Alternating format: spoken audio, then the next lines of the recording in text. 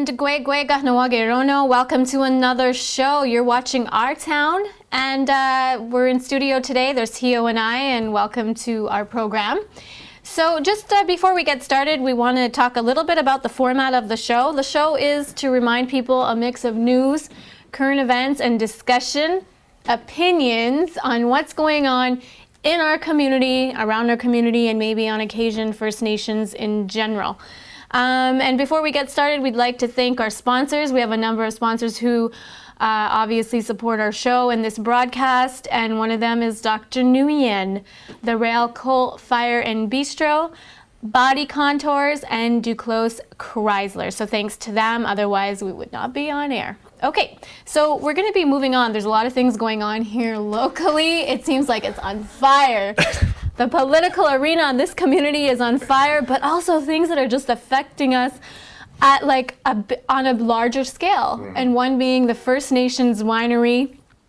There was a operation that had taken place this week, and one of the owners is from Kahnawake, Floyd Lahash, along with 11 other individuals, had warrants out for their arrest as part of Project Malbec.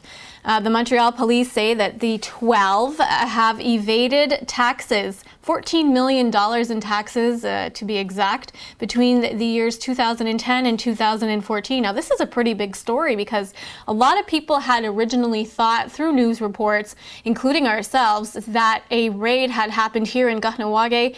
Quite the contrary, the Mohawk peacekeepers, the Kahnawake peacekeepers, if you will, have said that no operation has taken place on our territory, nor were they willing to execute warrants in relation to this case. But I'm sure they knew well beforehand.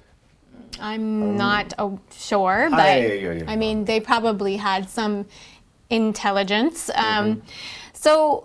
The situation is obviously interesting because the First Nations Winery obviously holds an ABC permit.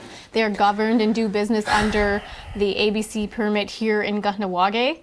The whole point of the story was that they were importing Italian wine, fine Italian wine, some French. Police say they seized about 89,000 liters of wine outside of the community.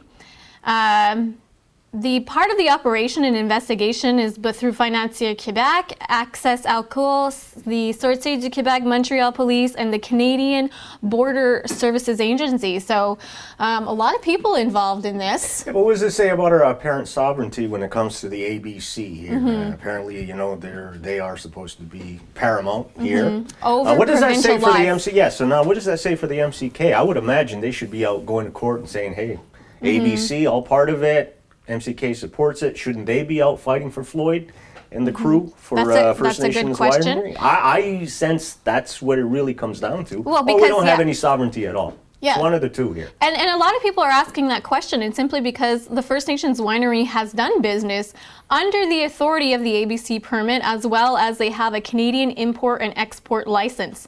So they're facing charges of proceeds of crime, fraud, conspiracy, and counterfeiting. Some pretty big things. The owner, Floyd Lahash, says that he feels that it's about taxation because they have always been upfront. He says that, his partner, they began back in 2006, I believe.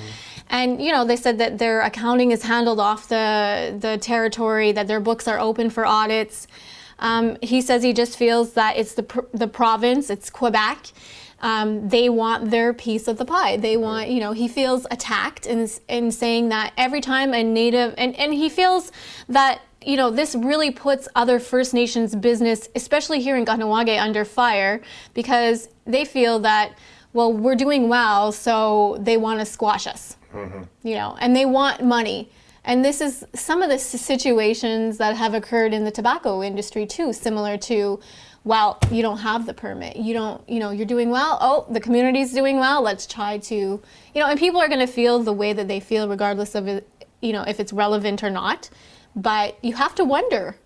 You do have to wonder. And on the political side of things, people are questioning, well, where is the Mohawk Council of Kahnawake, our political body per se, when, it hits the fan that,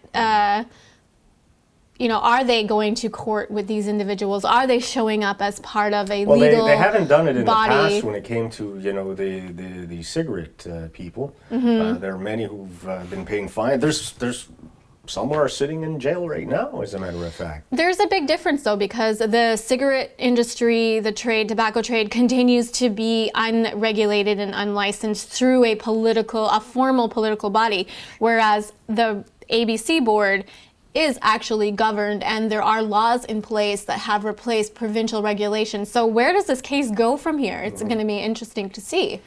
Well, what does it put Floyd in his business? Now, his partners obviously are going to pay the price, unless they have some really good lawyers in this case to fight it. They've all been in court already. Yeah. Well, those are preliminary. It's just to show up, and here it is. Yeah, and we'd like to, we're going to be following this story and seeing, of course, how things developed and what is the political stance that's going to come out of Kahnawake, and the backing of the ABC permit is a big, concern. Well, look, I sense, sure, and I would agree with Floyd. It's all about taxes, really. And that's really what the government is after, all right, in this sense. And maybe because he has partnered up with people off the reserve, it gives free rein for the MUC, their squads, to go in and investigate in that sense. Well, that's another question. I mean, that if you have partners who are non-native, at what point are they responsible for the revenue that they draw? Is it tax-free? Are they expected to pay tax on a portion of their salary or business, or is it just because it's out of Kahnawake that it's all considered tax-free? Well, prior to anything that was ever written, slope. Prior to everything that was written via the MCK, the Band Council, now it has put us in such a tight noose with the Quebec government and Canadian government. Prior to that, I mean, you made these agreements, you did business. There was no taxation for anybody who came onto Kahnawake, and you did business as usual.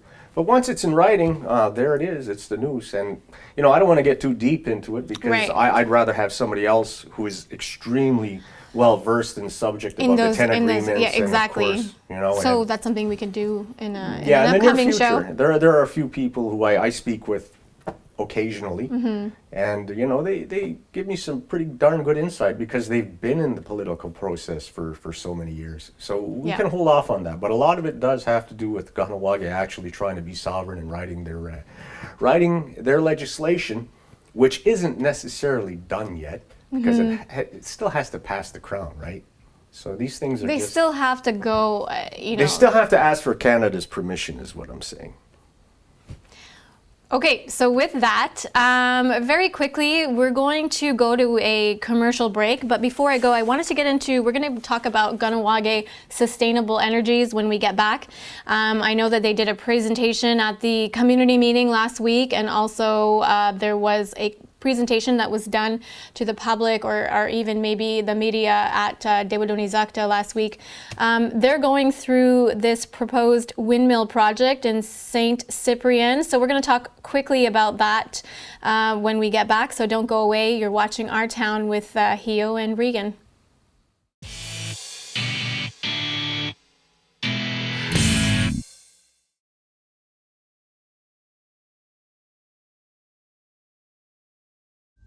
Give your body the attention it needs at Kahnawake Body Contours Beauty Center.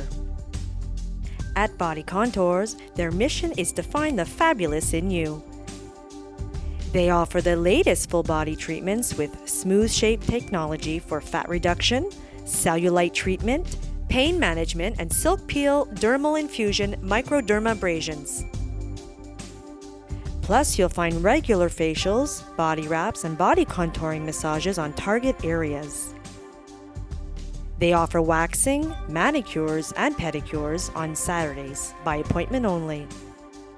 Fully certified and close to home, Body Contours is your peace of mind your body's been looking for. Located on Robaska Road, open Tuesday through Saturday. Book your appointment at 450-633-1333. Planning to do a little work around the yard this year? Briquet Pave Beaudry is your one-stop shop for patio blocks, borders, unistone, masonry, and many other landscaping accessories. As a certified Techo-Block dealer, Briquet Pavé Baudry has unbeatable prices, a large inventory, quick and friendly service, and will deliver to Ganawage with band cards accepted. Briquet Pavé Baudry provides quality materials and service that will help beautify your yard. Located at 191 Boulevard Maple Grove, 450-225-3653.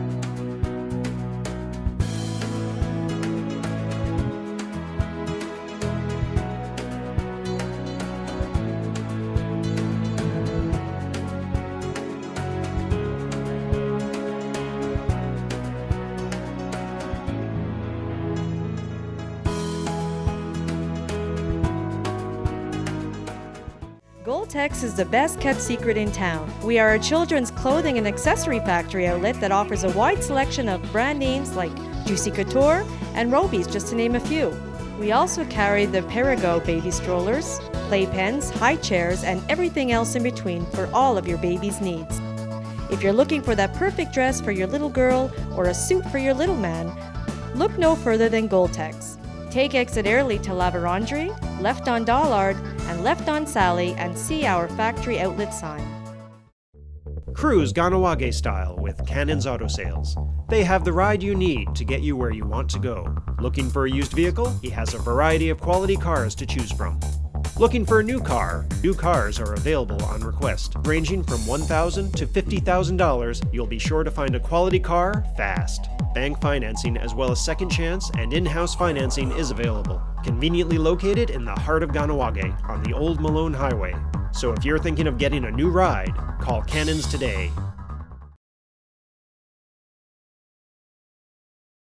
I'm going to be talking to that one again. And welcome back to the program. If you're just tuning in, we're talking a lot about things that are going on in and around our community. Pretty heated political climate.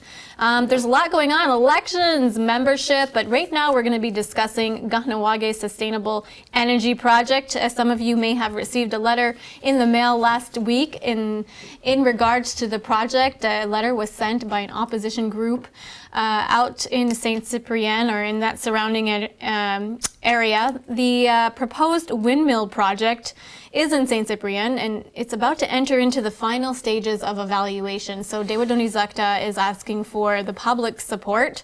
The final stages in the next few months consist of public hearings, and they're actually going to be starting very soon, I think next week. So the proposed project is 8 windmills to be constructed out in that area. Mm-hmm. Now, the basis of this little issue that we're having, the opposition, of course, to the project, is a petition that was about 1,800 or so signatures from Saint Cyprien, Saint Bernard de l'École, and the surrounding areas. And in the letters, it stated that, in Ganawage's mailboxes, of course, saying that how can Ganawage Rono go against some of their own values with respect, the respect that they have for Mother Earth, and also what about not getting involved in other people's affairs? Yeah, but this is the cleanest energy you can when it comes to straight down to You're it. using land base. We're using land base, but I read their letter. It's true, Yeah. yes, windmills do kill birds and bats and skydivers. Just careful. Some residents are in favor. Not all people feel that way. And Dewa Donizakta has said that, of course, the letter was a little bit misrepresenting. Of course, the owners of the land are not in opposition, and they will be, compensated. Mm-hmm. And with some financial incentives. Well, we already have them out there, right? I mean, if you go past Saint Remy, and a few of the boys, by the way, have worked on them from Ganawage. Yeah, of course, and constructing them. And I do hope, by the way, Dewa Donizakta does push to have some of the guys working on there, because I know they have the experience. They've done it already in the past. A good friend of mine actually worked on a few of them also. Yeah. So that's a nice job to put up 8. I think so, and I think, some of the residents out there are asking, well, why doesn't Kahnawake do it? Why don't you use your own land? I mean, the truth of the matter is that Kahnawake doesn't have the land base. We don't have that much land, and that in between. Cateri Island will just not fly. It's just not going to happen. Can't be built. No, it's not. So the Sustainable Energy Group has tried to meet with the opposition group, but they've had no luck. David Onizakta has stated that they don't seem interested. They just seem interested in only opposing the project rather than getting facts and having this discussion where if they had the opportunity to explain further that they may feel differently at that, after that meeting had taken place, but it hasn't happened. So. Well, look, as far as I'm concerned, let David Onizakta go along with this one. I don't see a problem with it if it's going to generate revenue for the community, and for that matter for David Onizakta and their programs, which actually, brings in students, or for that matter, it gets them into the second stage of their education or third stages. I mean, that's what David Onizakta does, right? Yeah. And they're trying to make it work. And as far as I'm concerned, I see clean energy. I see clean energy. It may not look great to the skyline, maybe taking up a little land. However, a lot, like hectares. Yeah. But if you are interested in knowing more about the Sustainable Energies Project, of course, David Onizakta, I'm sure they're open to explaining further. You can get in touch with Marissa LeBlanc, who did the presentation at the community meeting, and either she could inform the community or even just point you in the right direction. Speaking of the environment, residents, you may have noticed some dirt piling up between K103 and the Kahnawake Peacekeeper Station. Robert Diome reached out to us last week. He is the project manager for the hospital expansion. And he wanted to advise community members that the dirt is from the Cateri Memorial Project, and it will be stored there. Perfect place. And it's going to help them save cash. Yeah. And we're going to go to a quick comment from him. So take a look at what he had to say about the dirt storage. If you're driving by here between the radio station and the Peacekeeper Station on the highway, you may notice that there's a pile of dirt here. And you may be wondering, well, why is there a pile of dirt? The hospital's storing it temporarily so that we can use it as backfill when the foundations are completed. So we have no place to put it in our site, so we have to store it somewhere. And we asked the council, the Land Management Committee, for permission to do that, and they gave us that permission last Thursday. Well, that was my next question. So you obviously have no location, seeing as how the hospital's right smack dab in a small area. Does this add cost now to the project, or was something that the Mohawk Council just allowed you guys to do, temporarily speaking?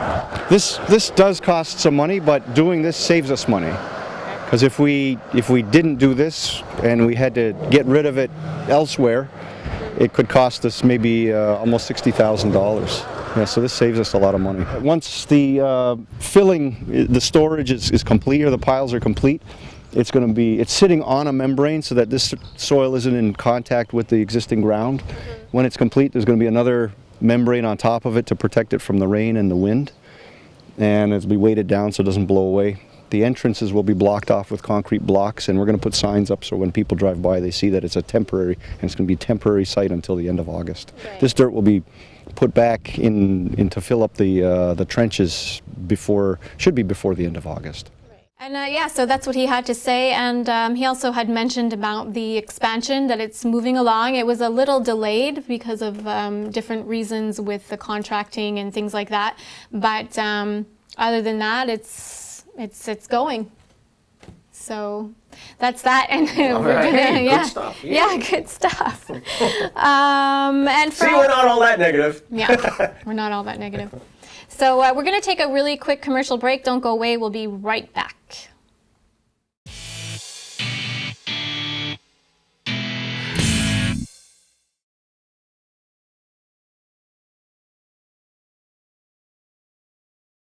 At Pharmacy Fadi Shamoun and Spiros Marinas, our professional staff is always ready to help Kahnawake fill their prescription needs. Conveniently located inside the Cateri Memorial Hospital, give us a call at 450-638-5760 and we'll take care of the rest. Our pharmacy is open Monday to Thursday, 9 to 8, on Friday, 9 to 5:30, on Saturday, 9:30 to 1:30, and closed on Sunday. While our other location, Uniprix, is located at 9316 Airlie in LaSalle and is perfect for a fast pickup on your way back home from the city. So come pay us a visit at Pharmacy Fadi Shamoun and Spiros Marinas, where we have all your health needs covered. The Kahnawake Community Education System provides our children with quality education based upon Kanien'kehá:ka beliefs, values, language, and traditions. We believe that children who are educated in their community and taught by qualified educators who know the community, the culture, and the curriculum will become respectful, self-sufficient, and self-determined Kahnawake Rōna. Please book an appointment with Tracy Alford, Interim Registrar, at the Kahnawake Education Center, 450-632-8770. Community education, your first and only choice for cultural and language education.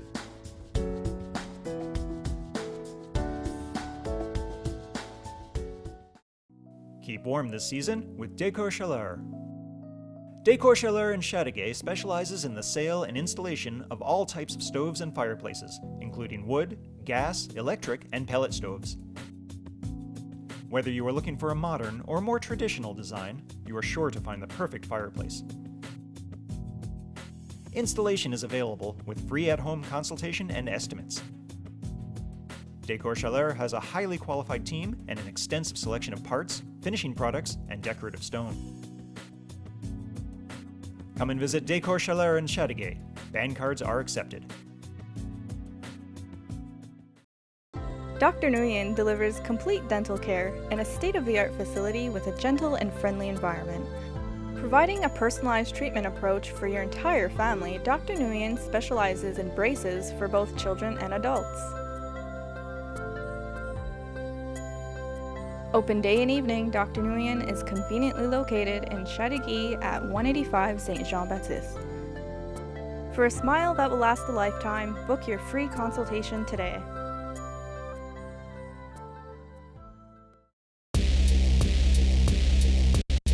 Duclos Chrysler Jeep Dodge Ram. Come and meet our experienced sales staff who are eager to share their knowledge and enthusiasm with you. Browse the vehicles online, schedule a test drive, and investigate financing options. Duclos knows that you have high expectations, and as a car dealer, they enjoy the challenge of meeting and exceeding the standards every time. Open Monday to Friday from 9 a.m. to 9 p.m. and Saturdays 9 to 5. Located on 138 Boulevard, St. Jean-Baptiste in Mercier. For more information, visit their website at www.ducloschrysler-dodge-jeep-ram.ca or call 1-888-572-2856.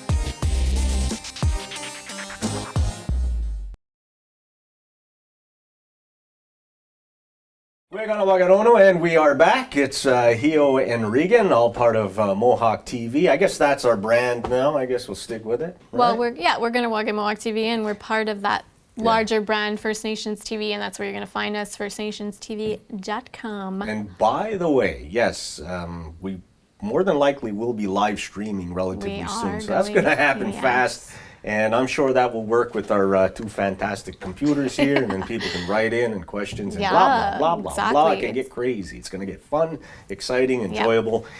And speaking of fun and enjoyable topics, here we go. Membership.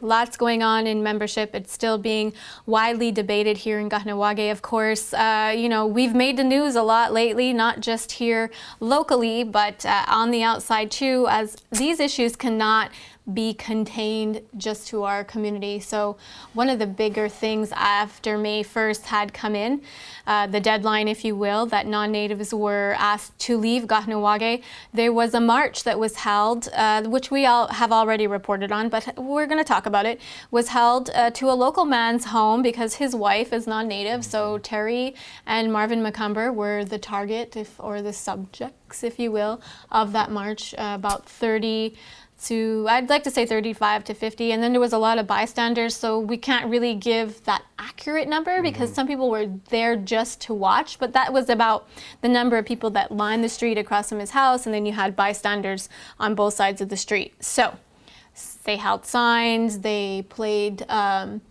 First Nations music, they, and then Marvin and Terry also had a number of community members show up to their home that were there supporting them. Some of these members are in that same boat. So it was a march, and it was a protest. Some people are saying it was peaceful. But the individuals who are part of that are subject to that march saying that they felt intimidated. And they also said that they felt intimidated more so that the Mohawk Council of Kahnawake has come out and said, well, this is a community initiative, or, we are just standing by what the community wants. But they're saying that, well, when you see Mohawk Council of Kahnawake public officials that are there and standing up for that that law, so to speak, then it's more intimidating to them because they feel that the MCK should be more impartial. So that's what's going on.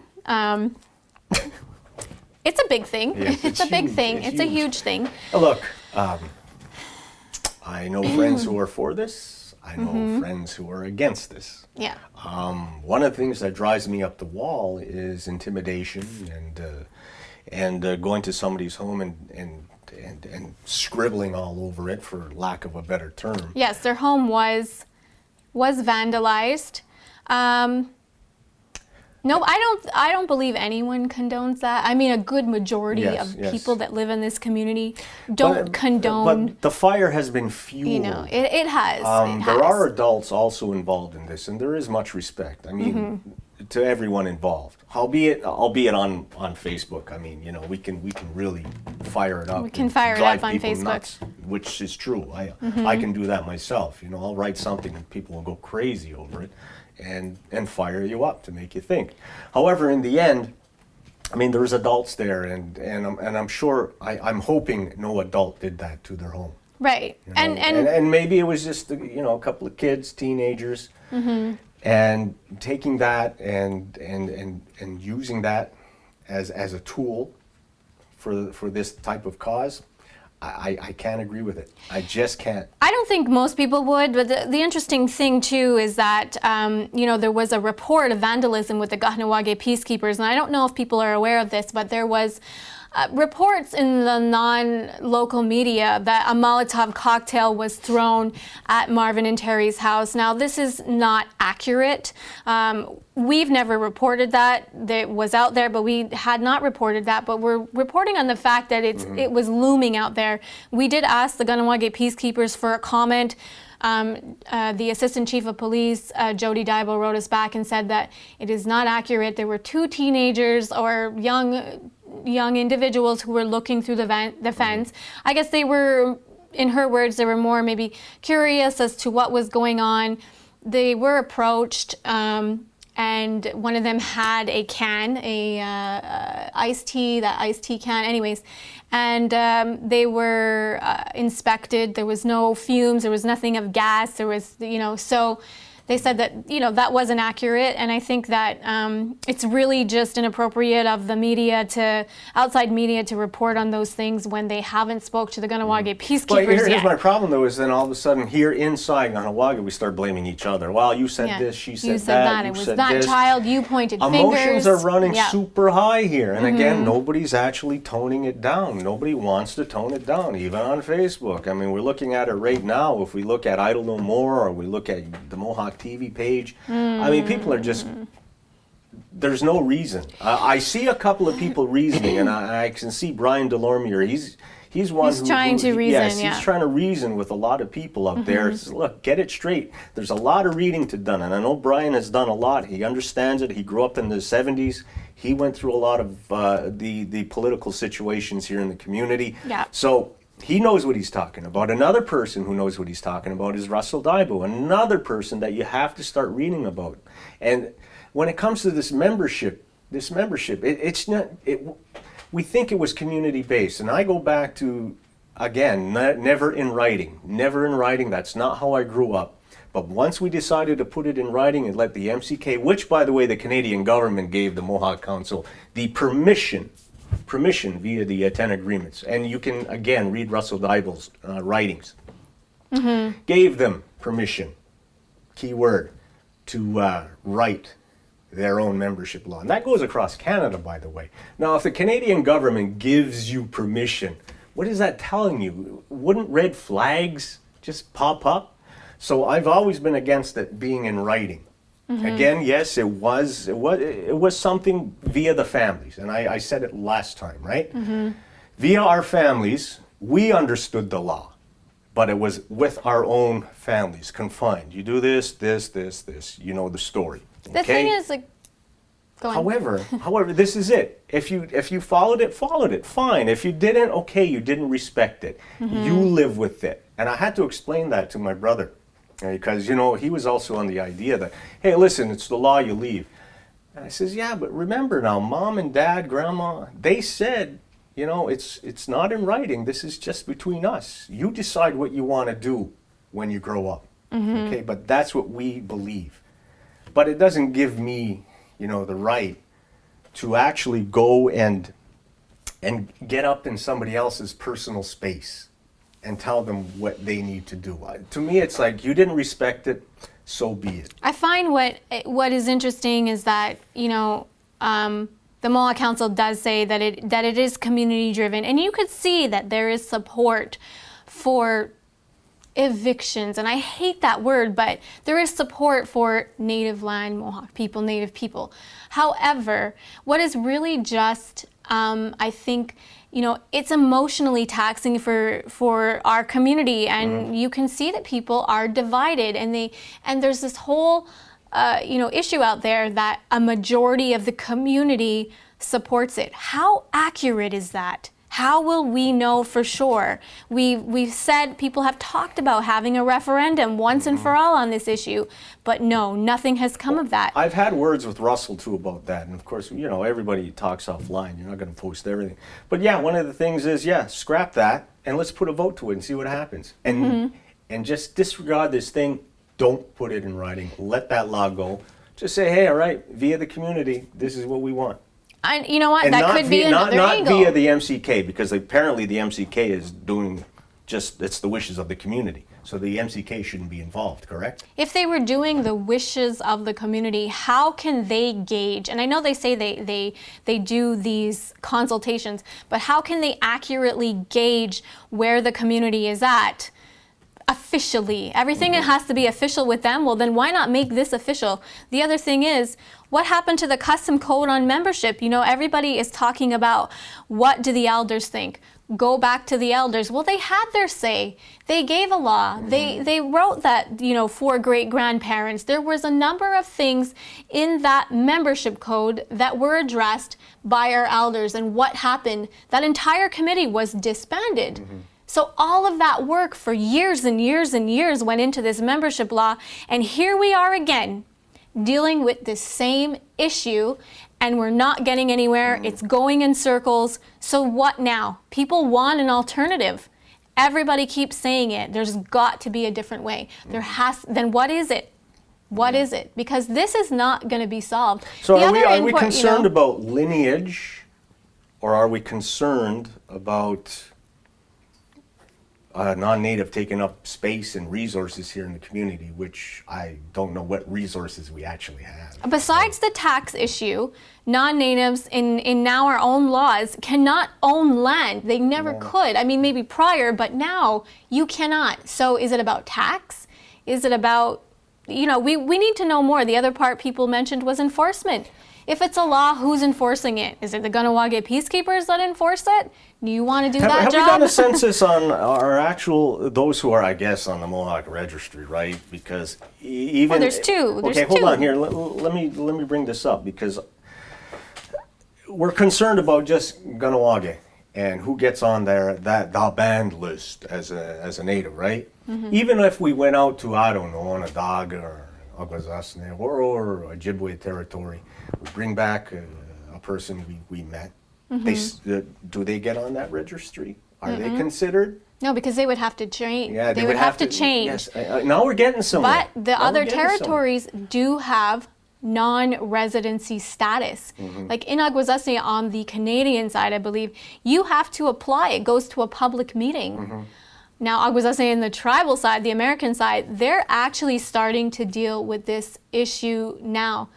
So, and Onondaga, I cannot speak for them, but I think, you know, Six Nations, we're all dealing with this Canada issue. did a great job. Canada has done a great job. They have divided us. They taught us how to actually hate. And we Yeah. continue. And divide We continue to ourselves. do this. We're following their path. I really do believe so. Before we go to a commercial break, because I know we can talk about this and we have an amount of time that we're trying to stay in today, but one of the things that happened recently was those signs that were placed throughout the community in the heart of Kahnawake on the Old Malone Highway, in the cloak of darkness, if you will. I don't know, it's been anonymously placed. Signs that read, non-natives, unwanted, native land, native people. You know, Mohawk TV has the right, and we also will report on these situations. Now, from there on in social media, when this stuff starts to roll out, people are responsible for their own comments, and we try not to censor people on our media. That's the whole point of public debate. We don't want to censor anybody, but you know, if we have to, we will out of respect for the community. So we are, you know, looking at all the comments that come in, and we just ask that people, you know, remain respectful, especially on social media. Well, there was one guy on there who just kept pulling. He was banned. He was banned. We yeah, have the right. He did it, and nobody was actually responding to him. I can see him just like he was fueling. He was fueling a debate, poking the fire, poking it. And, you know, riling some people up. So, you know, we asked people to understand that we're impartial. We're doing a job here. We asked, what does the community think about these signs? That's the role of the media, and also to report on what's going on in the community. We're not trying to incite riots. We're not trying to fuel the outside media, because we could care less about what the outside media thinks. We're here to do our job as local media and report accurately on what's going on in Kahnawake. One of the things, really, before we leave, those signs were not supported by the majority of people in Kahnawake. There are a lot of non-natives that are welcome here to live, to work. I mean, not to live, to work. Well, they can live for they can live for 5 minutes. 6 hours. To work, to visit, to come and visit their family, and so you swim know, in the quarry. to patron the businesses. Of course we want that. So it's not a racist situation in the sense that we don't want any non-natives in our community. That is not true. This issue is about residency here in Kahnawake. So there's a clear distinction. I think the message has gotten super muddled. It's really misconstrued. Has. I'm sorry, but it has. It's misconstrued, and it was poorly worded. So with that, we go to commercial break, and we'll be back. And if you have any comments or questions about this membership debate, feel free to email us on our Facebook pages or at mohawktv.com. We'll be right back after this.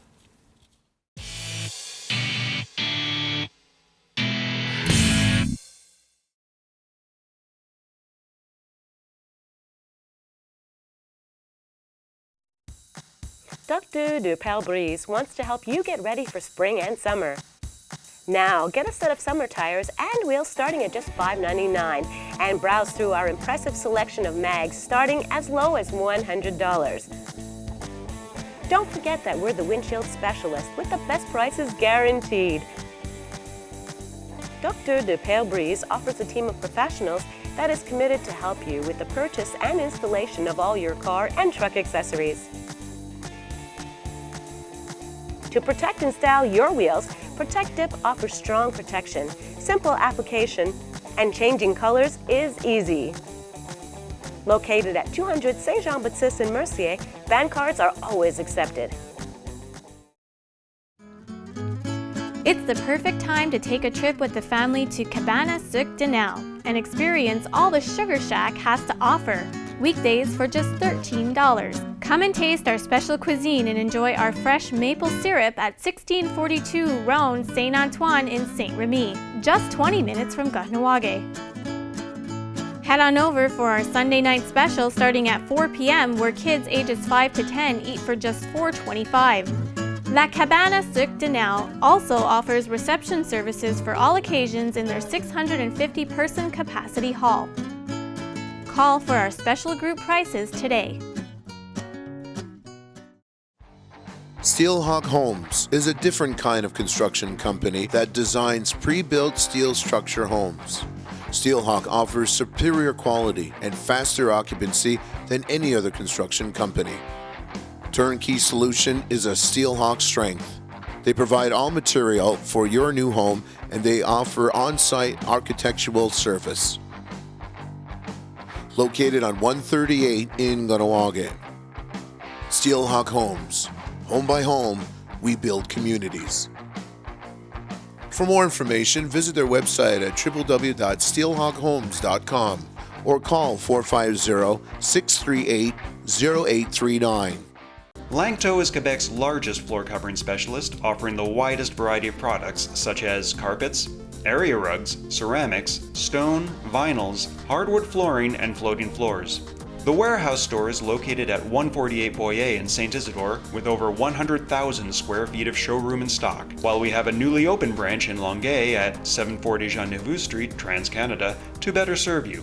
Langto is family operated and over 128 years old. The Rail Coal Fire Bistro is committed to offering top quality menu selections for breakfast, lunch, and dinner, including an after-hours menu. You'll enjoy dining in their relaxed yet posh atmosphere. The Coal Fire Bistro also offers reservations for groups and private events. Walk-ins are welcome and takeout and delivery service is available. The Rail Coal Fire Bistro, located on Highway 138 in Kahnawake.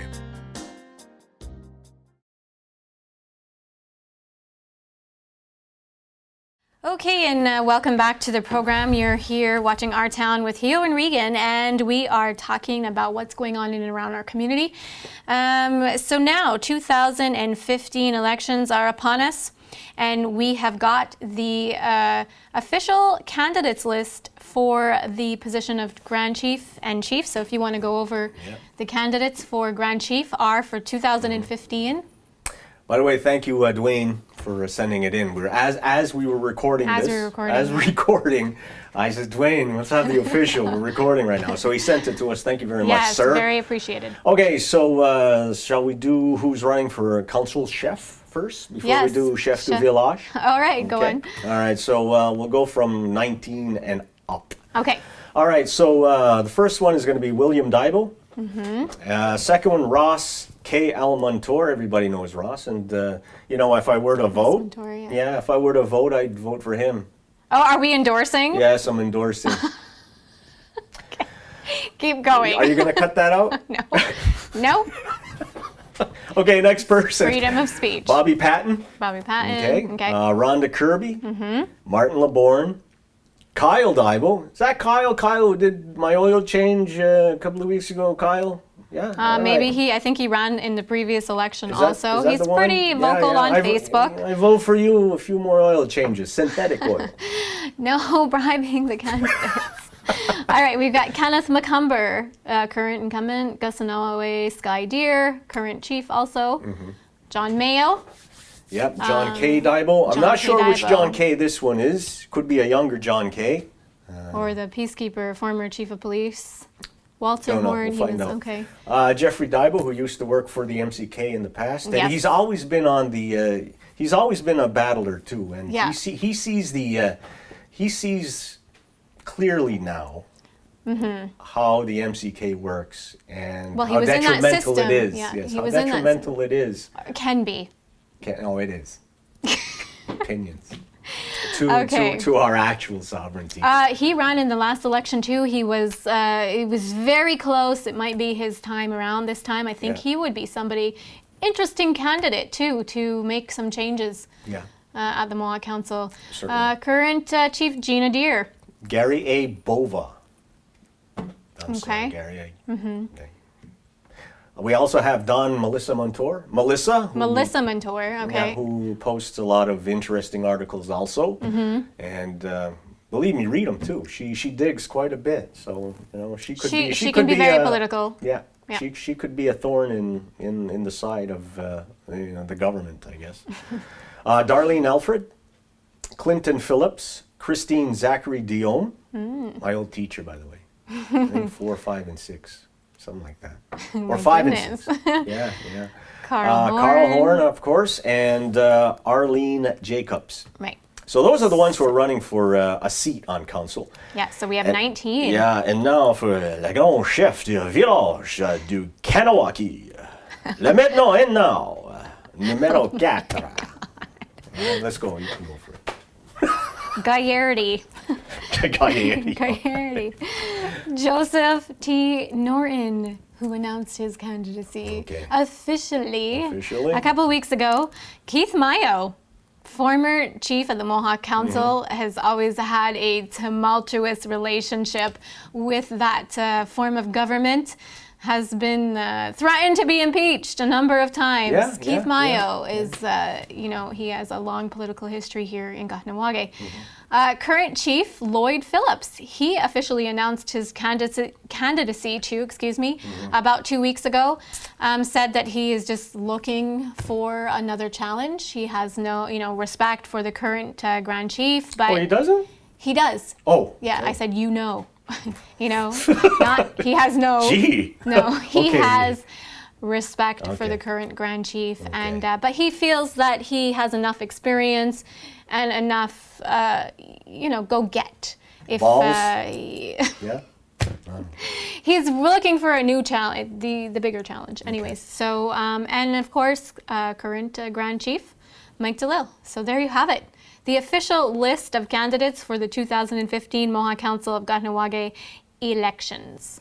All right. So it should be an interesting upcoming couple of weeks. On June 9th, you have Meet the Candidates Night, and then the election itself will be held on June 20th, 2015. So how many are eligible to vote, by the way, in this community? Like, we got like 10 grand, right, in this community right now? Well, between like 8 and eligible eligible voters have to be 18. So, but I think the percentage of individuals who come out and vote, obviously it's over 1,000. It's every year, every election, it's different. It depends on where the community is at. But honestly, going into this election, it is one of the hottest political climates that we've had in quite some time. Hey, tell me something though. If I go to vote, do we have to bring our voting card? Our band card? Your band card? You have to be on the registry to vote. You don't have to show a picture of you, right? Registry. That's Kanawage's registry. Yeah. You have to go in and... They have it all computerized at this point. You give your name, your band number. They'll tell you, either you get a ballot or you don't. Okay. So. All right, let's move on. So that should be interesting. And right now, one of the things that's making news in our headlines, kind of light, but we still want to talk about it, is a group called the Scum Squad. They are a group of 20-something local young individuals in Kahnawake who say that they get together, film little skits in order to make people laugh. However, the videos are being criticized as somewhat inappropriate, and one of the more controversial, if you will, video that has taken place was at a McDonald's in one of the surrounding communities, a drive-through. When the drive-through girl went to put her arm out into the car, the third individual ran through, and her arm was very badly, injured. Look, the police were looking into it. Yeah. They know they've messed up. They've come out and said that they've messed up and that they apologized to the McDonald's, the woman. But to break somebody's arm during what you're saying is just trying to make people laugh. I don't know if that's a laughable situation. Well, obviously it isn't. Listen, they're doing the jackass thing. I mean, listen, if we had cameras back in our day, believe me, we were doing the same exact thing, crazy stuff, you know. And they're emulating, Jackass the series. I can see that. Right. I wasn't a big fan of Jackass, but still, you know, Right. they're building a brand. It's something probably they would like to work with in the future and sell and try and get on TV. I sense. Mohawk TV had a group of young individuals too, if you can recall. They're actually peacekeepers now.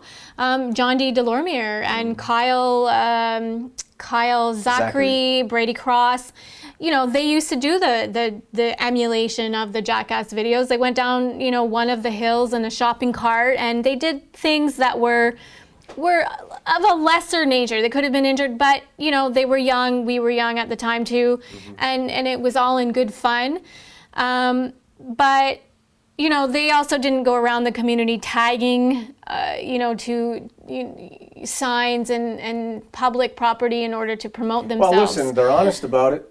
They're letting you know, hey, we're doing it. We're doing it. We tagged throughout the community, advertising our brand, advertising ourselves.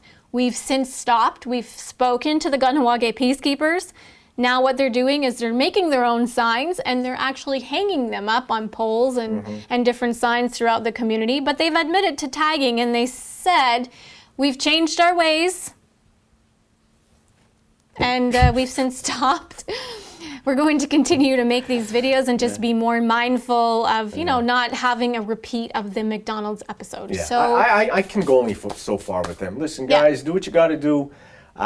It's a brand. It's their brand of fun and comedy, whatever. And some people get off on it. Well, So they be it. tackle Let 'em some do it. social issues, right? They I've talk of seen a few- membership. They talk about bullying and so on and so forth. So, you know, they reached out to us actually asking if we could pass along some of their videos. I did say that we would look at it and talk about it on our show. So there you go, you guys, your 15 minutes of One last fame. topic, speaking of branding, and because we saw that also with Head rush. Head Rush. It is. Yes. And thoughts on that? I mean, The community did not take comfort in the Head Rush brand, and that's putting it lightly. About 2 weeks ago, there was a large, good number of people from Kahnawake that felt that a specific photo with a skull and a headdress on, and the word "savages" was used, you know, as the catchphrase on the bottom. yeah, People felt it was really inappropriate. It is. I mean, sorry guys. I mean, I like your brand. I mean, I like the artwork. Maybe this, and I actually posted on that too. I said, you know what? Just change the slogan. Find something else. Like warrior, You know, there were and a that few was from the big Kahnawake. debate. Yeah, the big debate was, you know, I think the slogan is "Train like a savage." Train like a savage. Yeah. Head Rush is locally owned. They had put out a statement to us. We posted it to our Facebook page. If you scroll down our timeline, if you haven't seen it yet, it's on there.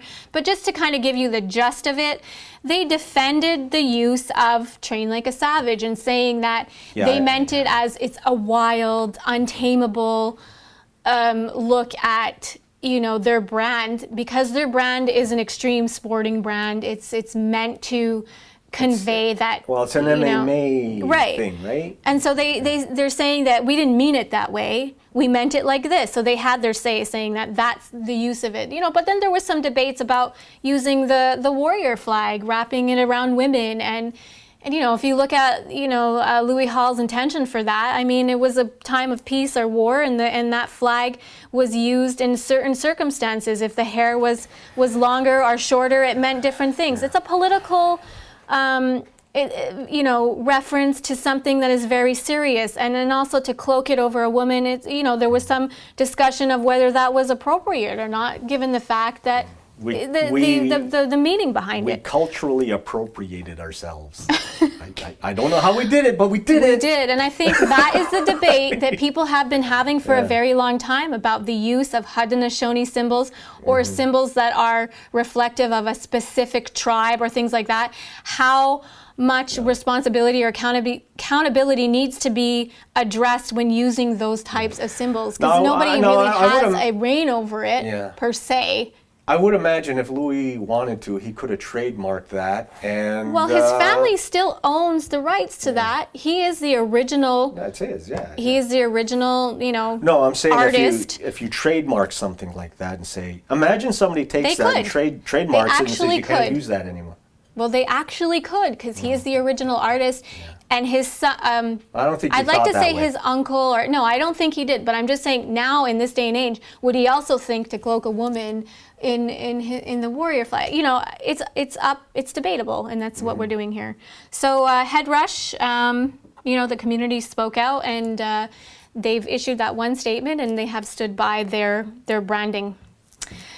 That's about it for our show. Before we leave, there's still so much to go on, but we're going to end off with the 2015 Halo Run. Our Mohawk TV crew was out there and caught some of the action. Congratulations, by the way, to all the runners. The Halo Run is a big thing. You know, grade 3 to 6 from our local schools train. You know, and teachers like Mr. Dean and the teachers that are in the local schools put a lot of time and effort into training the kids and getting them ready. So with that, we're going to end our program. Thanks for staying with us, and we'll leave you now with this quick video of the 2015 Halo Run. So, onagiwahi. Ona.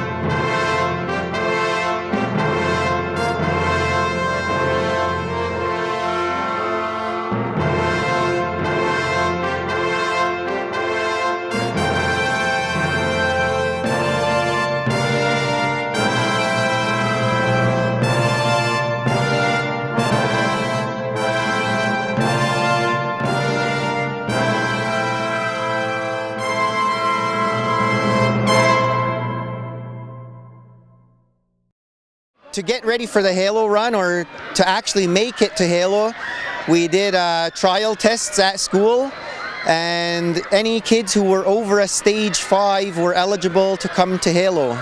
We ended up bringing 30 children today, and we have our first medalist standing beside us with a second place finish, silver medal Tyra. Anything to say? Nope. Come on. No. Shy with her medal on, but we did about 8 practices leading up to this, and some of the students were not able to attend practice because they were also involved at FNEC practices going on at the same time. There's a lot of stuff happening at the end of the school year, and we're trying to fit it all in, but this is one of the fun events that we come to annually. We have other schools here. I believe Gariinuha, Gariwanordu, and Indian Way are all here. I hope we all do well, and luckily we're not competing against each other in this race, so it gives us more chances for medals.